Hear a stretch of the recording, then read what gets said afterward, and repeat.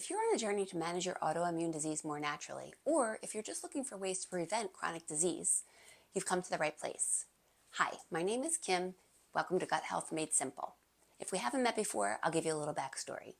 I was diagnosed with rheumatoid arthritis at 17 years old, and for 35 years, I treated the rheumatoid arthritis and other autoimmune issues with pharmaceutical interventions, biologics, oral medications, steroids. When my daughter, who also has an autoimmune disease, became pregnant and was not able to take her biologic, she still continued with her symptoms, and I started to ask my doctor and her doctor about what other ways she could manage her autoimmune condition, and there weren't a lot of answers. So I did a little research and I started to work on my gut health to see if it would work for me.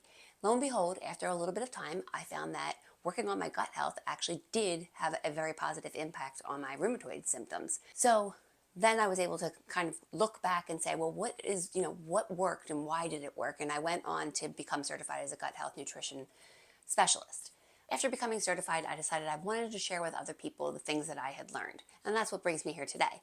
But now I want to invite you along for the next part of my journey. I'm pretty excited to say that I finally, after a little bit of research and a little bit of time, I'm ready to meet with a functional medicine doctor. I do acknowledge that I need a medical professional in my life, but I don't know that I'm really ready to go back to that traditional medicine that I've spent the last 35 years with. Why functional medicine? Well, I'm ready now to work with a doctor who will start to take a look at the root cause rather than just manage the symptoms. Additionally, I want to take a look at the whole body. So when I had the issues like the rheumatoid arthritis flares and the allergy issues and some other infectious issues, I knew it all had to do with my immune system. But now looking at the whole body, I don't need one doctor for one thing, another doctor for another thing, and another for something else.